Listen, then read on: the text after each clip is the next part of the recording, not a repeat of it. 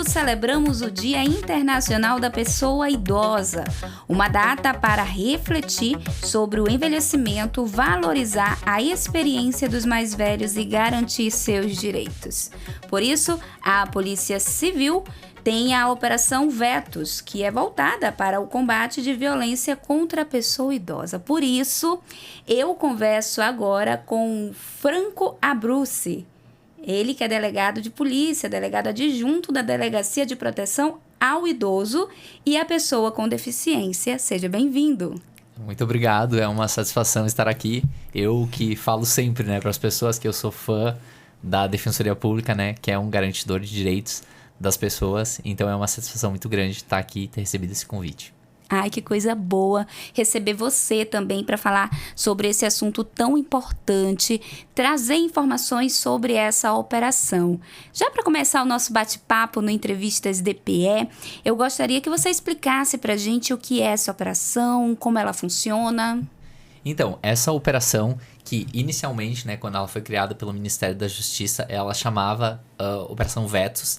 Esse ano, em 2024, ela foi nomeada como Virtudes, e o nome foi mudado no sentido da própria palavra virtude, que a pessoa virtuosa é aquela que ela busca promover o bem, que ela se importa com o bem dos outros. Então, o Ministério da Justiça renomeou este ano como Operação Virtude e ela tem como objetivo fazer todo um trabalho, tanto de prevenção quanto de repressão a crimes contra a pessoa idosa. Ela é executada ao mesmo tempo em todas as unidades federativas, ou seja, nos 26 estados e também no Distrito Federal. Ela durou 32 dias este ano, foi da metade de junho até a metade de julho. São dias intensos. Vocês, como é que funciona? Vocês recebem denúncias? Vocês já têm aqueles casos que vocês vão realmente buscar informações? Como é que é? Conta pra gente. Então, como eu disse, o trabalho ele é tanto de prevenção quanto de repressão. Então, na parte de prevenção, são realizadas palestras, panfletagens, trabalhos também em mídia social, ações em mídias sociais, porque hoje em dia a gente sabe que a maior parte das pessoas está bastante ligada ali no celular, Instagram, TikTok. Então, também é feito muitas ações nessas mídias, para atingir o maior número possível de pessoas.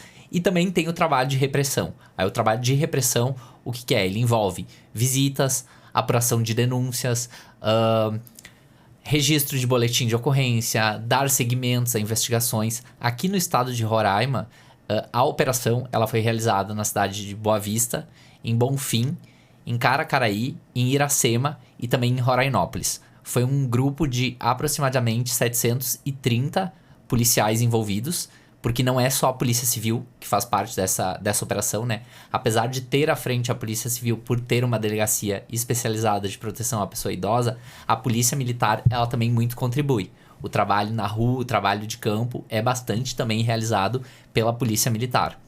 Aí, nesses 32 dias, foram realizadas 170 diligências policiais. E essas diligências, como eu falei, são cumprimento de mandados, são visitas, são apurações de denúncias. 71 vítimas de violência foram atendidas, foram efetuadas também prisões e foram realizadas uma série de ações, Como eu disse antes, também na parte de prevenção foram 369 ações realizadas aqui nessas 5 cidades que eu falei anteriormente. Vamos lá, você falou anteriormente sobre essa questão da divulgação de informações. Quais foram as informações de prevenção que a gente pode destacar nesse momento? A gente sabe aí da importância realmente das redes sociais, de estar esclarecendo, muitas pessoas têm dúvidas. O que vocês destacaram ali realmente para prevenir a violência ao idoso? Então, a violência ao idoso, muitas vezes ela é bastante silenciosa, Porque ela acontece muitas vezes dentro dos lares. Então, foi feito muito esse trabalho, de palestras, de panfletagens, no sentido da questão do abandono do idoso, dos cuidados que deve ser feito, das implicações que não ter esses cuidados pode ter para a pessoa responsável pelo idoso, a questão dos maus tratos, da violência psicológica contra o idoso e também bastante, que inclusive estamos continuando agora, temos um projeto para continuar, que é a questão dos crimes patrimoniais, especialmente os estelionatos contra idosos. Que quando eu cheguei aqui em Roraima e fui lotado nessa delegacia, o que eu esperava ver era muitos crimes de maus tratos, de abandono, e surpreendentemente, de cada 10 crimes que chegam à nossa delegacia, uns 6 hoje em dia são de estelionatos. São pessoas que se apropriam do patrimônio de idosos, são pessoas que se apropriam dos rendimentos, que fazem empréstimos nas aposentadorias, nos benefícios de prestação continuadas dos idosos. Então nós estamos trabalhando nesse sentido de alerta, para que as pessoas elas não caiam nesses golpes. É o golpe do Pix, que todo mundo sabe, né? Que chega pelo celular. É alguém que diz que tem um crédito disponibilizado pelo idoso e manda um link através do WhatsApp para o idoso ou através do e-mail. Então são situações bem complicadas que a gente tem enfrentado assim diariamente e tem buscado alertar, porque o alerta ele acaba sendo essencial, né, para que os idosos eles não caiam nesse tipo de golpe e não sejam vítimas desses crimes. Nesse momento você está falando de uma situação, no caso de pessoas que não conhecem esses idosos, que mandam link, que têm acesso a informações e muitas vezes por falta de conhecimento ali até da tecnologia, de como mexer no aparelho, ou então de acreditar no que um filho está precisando, responde ali uma mensagem no WhatsApp, acaba fazendo isso. Mas em casos que é uma pessoa da própria família, o que acontece? Como é que é isso? Como é que a gente pode falar desse cuidado?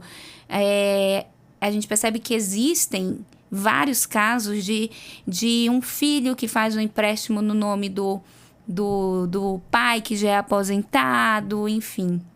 Isso acontece muito. Os empréstimos, acho que é o crime que mais acontece, perpetrado por familiares. São netos, são filhos, são irmãos, né, desses idosos que acabam cometendo esses crimes contra eles.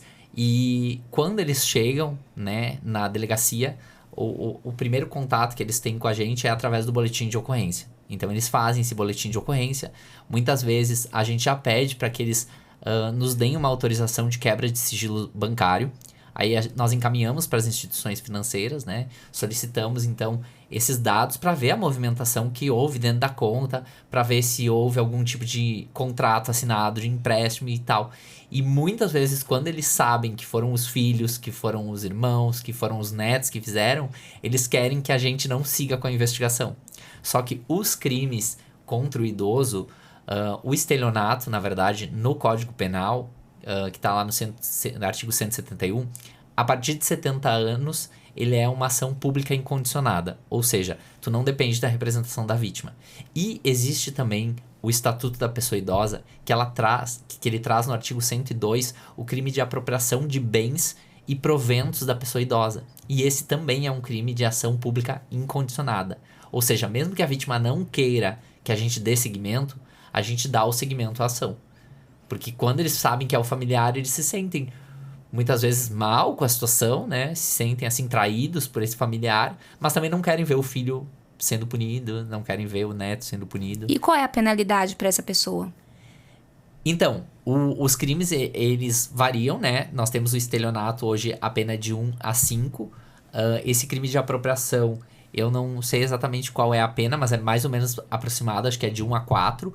Só que, claro, podem incidir agravantes, podem incidir majorantes, né? No caso específico, que façam com que essa pena seja ainda maior.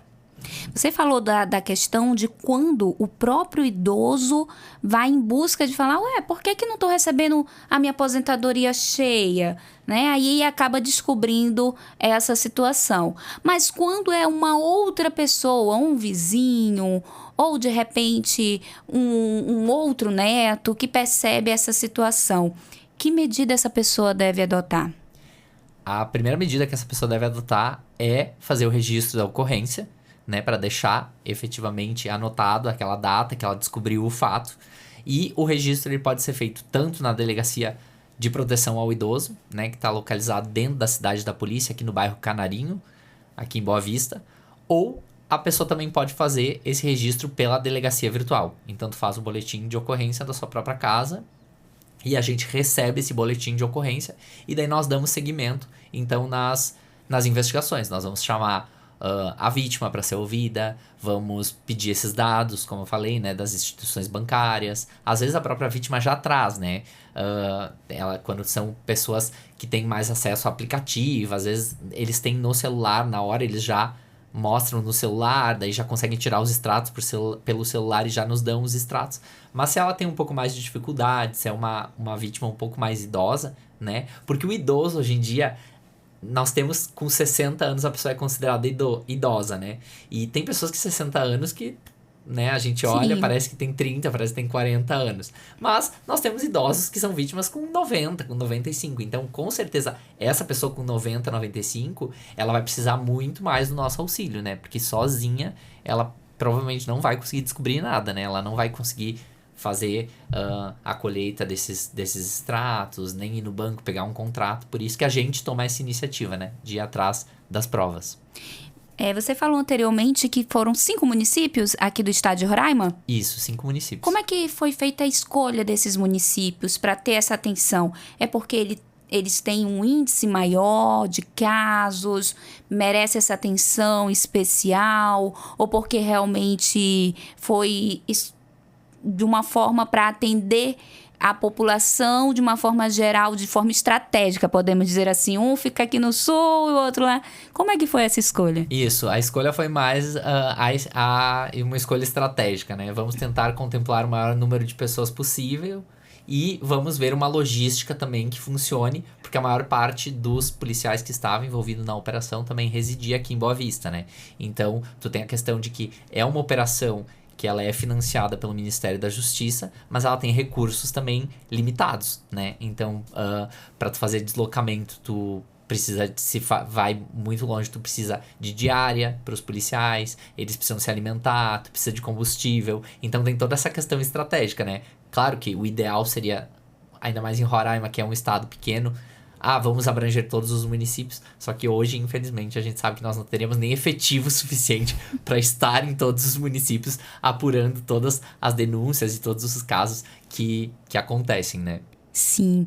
Fora essa situação que nós estávamos falando anteriormente, quais os outros casos que a gente pode destacar que muitas vezes as pessoas desconhecem? Em relação a crimes contra idosos? Exatamente. Crimes contra idosos, a gente vê muito ali na delegacia, muito mesmo, é ameaça, né? Ameaça de familiares, discriminação em relação a pessoas idosas, pelo fato de serem idosas. Aí, as representações que chegam até nós são de estabelecimentos que tratam mal as pessoas idosas, né? Que as discriminam por serem idosas, seja instituições financeiras, sejam estabelecimentos comerciais. Então, isso existe aqui em Boa Vista bastante, né? Várias denúncias a gente recebe, tanto pelo Disque 100, né? Que traz as denúncias, como por registros pela internet, também pessoalmente, né? Idosos que vêm até lá dizendo: fui até a instituição bancária porque havia movimentações estranhas na minha conta e eles riram de mim. Disseram que eu fui muito trouxa de ter caído num golpe. Então, a pessoa que já tinha sido vítima de um estelionato, que já tinha sido enganada, já tinha sido ludibriada, quando vai tentar apurar, tentar chegar até a instituição financeira e ver o que está acontecendo, acaba sendo revitimizada, né? Então, dentro da delegacia, a gente tem muito esse cuidado, né? A gente tem um atendimento muito diferenciado, porque muitas vezes as pessoas chegam muito sensibilizadas, né? Por o que eu falei já antes, né? Por ter crimes cometidos pelo neto, pelo irmão, pelo filho, e por muitas vezes se sentirem, assim, burras. Elas se sentem burras de ter caído num golpe. Tanto que vários que sentam pra conversar comigo começam a chorar. E eles ficam dizendo assim: eu não sei como eu caí nesse golpe, eu sou muito burro, eu sou muito burro. E eu tento fazer esse acolhimento no sentido de: não, isso acontece todos os dias. A pessoa errada é quem está fazendo o golpe contra o senhor ou contra a senhora. Não é você, né? Você tá agora procurando os meios legais cabíveis para que essa pessoa seja punida. Dentro da delegacia nós temos uma assistente social e também uma psicóloga. Então nós temos para fazer esse acolhimento, esse apoio. Em alguns casos de abandono, nós temos que fazer encaminhamentos para casa de passagem, nós temos que fazer encaminhamento para centros que acolham, né, esses idosos. Então são muitos crimes, assim, é bem diversificada a nossa gama de atuação, mas como eu falei, a gente tenta sempre dar a maior atenção possível, até porque se a gente for procurar lá na lei 10.741 de 2003, que é o Estatuto da Pessoa Idosa, e no artigo 230 da Constituição Federal, o dever de cuidar das pessoas idosas é de todos. Tá bem explícito lá, tanto na Constituição quanto no Estatuto. São responsáveis por assegurar os direitos da população idosa, a família, a sociedade e o poder público. Então nós, enquanto representantes ali, né, do setor público, quando recebemos essa vítima, a gente tenta dar o maior acolhimento possível quando são questões de agressões, de ameaças que acontecem perpetradas por familiares. A gente busca ir atrás de uma medida protetiva, né, para que afaste o agressor ou a agressora do lar, para que essa pessoa não tenha mais contato com essa pessoa idosa, para que ela não continue sendo revitimada. Desses casos que vocês identificaram no ano de 2024, tem algum que a gente possa destacar, claro, sem mencionar nomes, mas para ser exemplo mesmo do que foi feito e de situações que a gente encontra no estado de Roraima?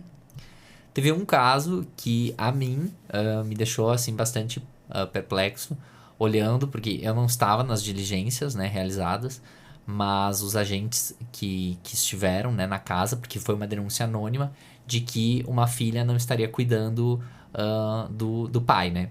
E quando eles chegaram na casa, eles fizeram vídeos, fizeram fotos, e eu tive acesso a tudo isso, e daí o senhor vivia em condições, assim, subhumanas mesmo, tanto que foi chamado o SAMU para atendê-lo. Ele estava com um nível de desnutrição, com nível de desidratação também, né? Tanto que o SAMU levou e ele ficou um bom tempo no hospital e veio a falecer, inclusive. Estava com os dedos dos pés já podres, assim, porque não eram cuidados. Porque as pessoas idosas também acontece muito isso, né? Quando a pele, ela vai se danificando, né? Qualquer cortezinho no idoso, ele acaba tendo uma proporção muito maior, né? Porque a defesa do organismo também já não é mais como era antes. Então acontece muito isso, que se tu não cuida do machucado, tu não cuida de uma batida, isso aí pode tomar uma proporção infinitamente maior do que tomaria numa outra pessoa. E o quarto que ele vivia era extremamente sujo, os lençóis eram molhados, porque ele fazia xixi na cama e daí não se trocava esses lençóis. Aí essa filha foi denunciada, né, tanto por... Denunciada não, desculpe. Ela foi indiciada, né, ali na delegacia por maus tratos e também por abandono de pessoa idosa, né, que são crimes que a gente tem tanto no Código Penal, né, os maus tratos estão no Código Penal, e o abandono da pessoa idosa a gente tem também no Estatuto da Pessoa Idosa. A gente consegue ter uma noção se os casos, falando de índices, de dados, são mais comuns na cidade, na capital, ou no interior? Tem uma diferença também ali na zona rural? A gente sabe que nós temos muitos municípios com essa característica mesmo. Tem essa diferença também, assim, de repente? Então, pelo que eu já observei, né, do tempo que eu tô nessa delegacia, eu não vejo diferença, porque hoje em dia o pessoal do interior tem basicamente o mesmo acesso que as pessoas que moram na capital, né? E o principal crime que a gente tem hoje cometido é o estelionato. E o estelionato, ele tá acontecendo por onde? Pelo celular. E hoje em dia todo mundo tem acesso ao celular, todo mundo tem acesso à internet. E daí é isso. É o golpe do Pix, é os links que são mandados, é pessoas ligando dizendo: sua conta foi hackeada, a gente precisa que tu tire todo o dinheiro da tua conta. E infelizmente esses senhores, essas senhoras acabam caindo, né? E são questões que a gente realmente precisa se preocupar, porque essa população precisa ser alertada. E às vezes quando a gente tá falando de pessoa idosa, os jovens não querem ouvir, né? Pensam, não, tô falando sobre idoso, não me interessa esse assunto, né? Só que a gente tem que ter em mente que todo mundo tem ou um avô, ou um pai que daqui a um pouco vai ser idoso. A minha mãe caiu no golpe desses. Então, eu trabalho com isso diariamente, né? Protegendo pessoas idosas, trabalhando para que não aconteça, e dentro da minha casa aconteceu. Eu tenho minha mãe que ela tem 66 anos e ela também foi vítima de um golpe de estelionato. Foi pelo Pix? Foi pelo WhatsApp? Foi por um link do WhatsApp E ela acabou acreditando no que foi falado e acabou também transferindo dinheiro. Ela perdeu um montante de 12 mil reais, Nossa. né? E isso acontece diariamente. Inclusive, antes eu tava na delegacia, vim pra cá, e eu estava atendendo uma senhora de Mucajaí que veio até pra cá pra ir na agência central do Banco do Brasil pra ver o que estava acontecendo, porque ela tinha caído num golpe do telefone, que disseram que as contas dela tinham sido hackeadas pelo Banco do Brasil, e ela, com medo, acabou tirando todo o dinheiro das contas e fez Pix para pessoas que ela não conhecia. Então a gente precisa alertar a população, é o que eu sempre digo. Não confiem em mensagens, não confiem em ligações. Se vocês forem fazer um empréstimo, vão até instituições reconhecidas. Procurem a agência física do Banco do Brasil, da Caixa Econômica, do Bradesco, do Itaú, seja o banco que for, mas vão até a agência física. Não façam nada pelo celular, não contratem nada pelo celular, porque a maior parte das vezes que a gente recebe esse tipo de informação, esse tipo de contato, é um tipo de golpe, é um tipo de fraude. E isso pode acontecer não só com os idosos, né? Com qualquer pessoa. Tem uns 3 anos que minha mãe também caiu e foi mais ou menos, né? Parecido com a situação da sua mãe, que ela recebeu uma mensagem no WhatsApp com uma foto minha, dizendo que era eu, um novo número, e dizendo: mãe, precisei mudar de número, estou aqui apressada no trabalho e o meu limite do Pix ultrapassou, e eu preciso que a senhora faça R$1.200 de Pix para esse daqui. E ela não tinha, e o pior de tudo, ela não tinha os 1.200, ela tinha 600, e pediu emprestado do amigo dela, falou assim ainda: faz que amanhã a Lana te paga. Lá vou eu no outro dia pagar o Pix que não era nem pra mim. Ou seja, tu foi vítima também, né? Fui vítima também. Pagar junto. Então, eu quero te perguntar, diante dessa situação, o que a pessoa deve fazer no primeiro momento? Além, lógico, de buscar a polícia, mas existe algo? Tem buscar o banco? Enfim, o que deve ser feito? Então, o primeiro passo é fazer o boletim de ocorrência, né? Tanto que se a pessoa vai diretamente na instituição financeira, a instituição vai dizer: primeiro tem que fazer um boletim de ocorrência, registrar o que aconteceu. Então, assim, primeiro passo, ou faça o boletim de ocorrência pela internet, né? Pela delegacia virtual, ou vá até a delegacia e registre. Depois, pode ir na agência, né, na instituição bancária, e daí depende. O Pix é uma das coisas mais difíceis que tem. O Pix é muito difícil mesmo de tu conseguir de volta esse dinheiro, né? Porque, infelizmente, a pessoa foi enganada, ela acabou fazendo, mas ela fez com a senha dela, normalmente dentro do seu aplicativo, então a instituição não tem muito o que fazer em relação a isso, né? Mas quando são, assim, empréstimos ou lançamentos que a pessoa não fez, ela pode abrir um processo de não reconhecimento desse contrato, desse empréstimo, desse lançamento, e daí ver qual vai ser a resposta da instituição financeira. Se ela não tiver a resposta da instituição financeira ou for negativa, ela pode procurar o judiciário, né, apontando o que aconteceu e pedir uma liminar, então, para que não seja mais descontado aquele valor enquanto se apura, né, na seara criminal, então, o fato efetivamente ocorrido. Eu, inclusive, eu brinco que eu adoro a Defensoria Pública e eu encaminho muita gente para a Defensoria Pública, porque muitos dos idosos que a gente atende, eles não têm condições financeiras de arcar com um advogado para poder fazer essa ação, né, judicial. Então, eu realmente encaminho para a Defensoria Pública e a Defensoria daí dá o andamento necessário, né, óbvio, passa pela avaliação do defensor que atende, né, essa pessoa, e quando possível, então, eles ingressam com ações, porque eu já tive o retorno de pessoas que muitas vezes elas vêm e registram a ocorrência, aí depois tu faz toda a investigação e lá no fim da investigação, às vezes, tu vê que ficou faltando algum dado, que ficou faltando informação, então tu reintima a pessoa para comparecer, e quando ela volta, muitas vezes elas dizem: não, eu procurei a Defensoria Pública conseguiu que não se desconte mais esse empréstimo do meu benefício, da minha aposentadoria. Isso é importantíssimo, com certeza esse acolhimento também acontece aqui na Defensoria Pública do Estado de Roraima. Agora, eu gostaria de saber quais são os canais de denúncia. É importantíssimo a gente falar disso, porque muitas vezes a gente encontra situações e não sabe qual o primeiro passo, né? Como resolver aquilo ali. Eu costumo sempre dizer que antigamente a gente dizia muito, na vida dos outros ninguém mete a colher. E isso tem mudado, né? Que a gente viu uma situação, é importante buscar ajuda, orientar de alguma forma.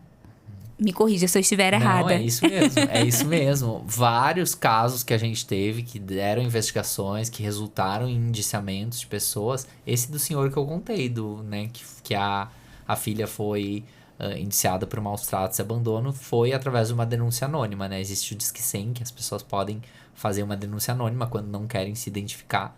Só que o que a gente pede sempre é que quando forem deem o máximo de dados possíveis, né? Tá acontecendo um crime de maus tratos, de abandono, tem um filho que ameaça a mãe, ameaça o pai. Diga qual é o endereço desses idosos, quem pode servir como testemunha, qual é o nome completo desses idosos, né? Que daí fica mais fácil da gente poder localizar.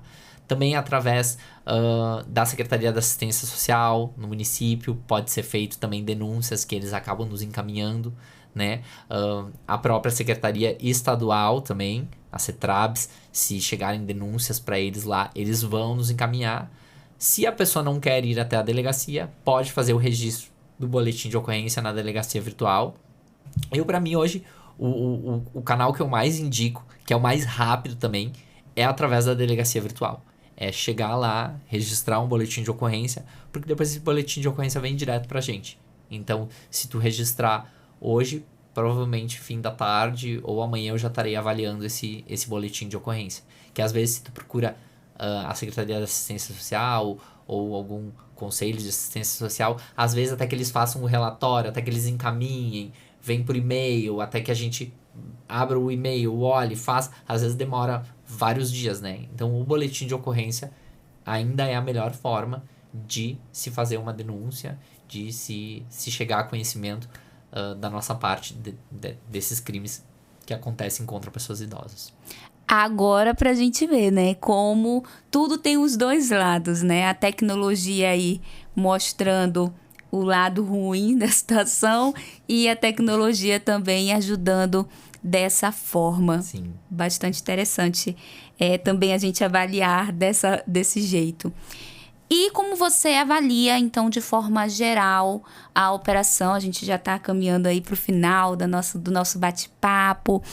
Como você avalia e quais os conselhos que você deixa para as pessoas que estão nos acompanhando nesse momento? Então, a operação, obviamente, que tem que ser feita uma avaliação positiva, né? Principalmente no aspecto de pensarmos que é uma operação desenvolvida em todas as unidades federativas do Brasil, né? Então, eu estou trazendo dados aqui de Roraima. 71 vítimas atendidas. Às vezes, se a pessoa for olhar só o número 71, pode parecer até um número pequeno. Mas no panorama da realidade do Estado, que nós estamos com o Estado com a menor população do país, é um grande número. É um número significativo para 32 dias de operação.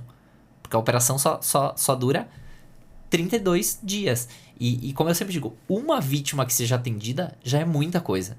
Porque uma pessoa que deixe de ser vítima de ameaça, de discriminação, de maus tratos, que seja tirado do ambiente de abandono, onde não é dado atenção, tanto material quanto psicológica para essa pessoa, já é grande coisa. Então a minha avaliação é muito positiva e espero que o governo federal, através do Ministério da Justiça, faça mais vezes, né, essa operação. O Ministério da Justiça ele faz várias no ano, né? Agora teremos daqui um pouco a da criança e do adolescente. Tivemos no mês passado o da violência doméstica contra a mulher. Antes nós tínhamos tido essa, né, que é a virtude que é voltada à pessoa idosa. E a minha mensagem final é uma mensagem para as pessoas idosas de que muitos que chegam lá, eles dizem assim: eu já tô no fim da vida, eu não precisava estar passando por isso. A vida, ela não termina quando a pessoa se torna idosa, né? A nossa população está cada vez mais idosa. Se nós formos olhar os dados do IBGE pela primeira vez na história, a fatia da população de pessoas idosas não é a menor. Hoje nós temos mais pessoas com mais de 60 anos do que pessoas de 15 a 24 anos. E em 2070, o IBGE projeta que a cada 10 brasileiros, 4 vão ser idosos. Então, a vida ela não termina quando a pessoa fica idosa. Ela tem muita coisa ainda para fazer, para aproveitar, né? E quando ela sentir que algum dos seus direitos não está sendo respeitado, que algum dos seus direitos está sendo violado, seja por qualquer pessoa, mesmo que seja um familiar, que procure a delegacia, que procure os órgãos públicos. Como eu falei, a responsabilidade sobre as pessoas idosas é de todos, é da sociedade, é da família, é do poder público. E quem chegar lá na delegacia, com certeza, vai ser acolhido, vai ser recebido de braços abertos. E, na medida do possível, nós vamos fazer tudo aquilo que está no nosso alcance para que violações de direitos não continuem ocorrendo dentro da nossa sociedade e que aqueles que assim o fazem sejam punidos. Até porque se você é jovem hoje, né, tem que pensar no amanhã também, né? Exatamente. Muito bem. Gostaria de agradecer a sua entrevista, a disponibilidade de você estar aqui, dispondo um pouquinho do seu tempo para poder dividir com a gente, compartilhar essas informações. Muito obrigada. Eu que agradeço o convite e sempre que precisarem, estou à disposição. Muito obrigado. Obrigada mais uma vez e esse foi mais um Entrevistas DPE. Acompanhe assuntos de interesse público pelo Deezer, Spotify e YouTube. Eu sou Lana Francis e até a próxima.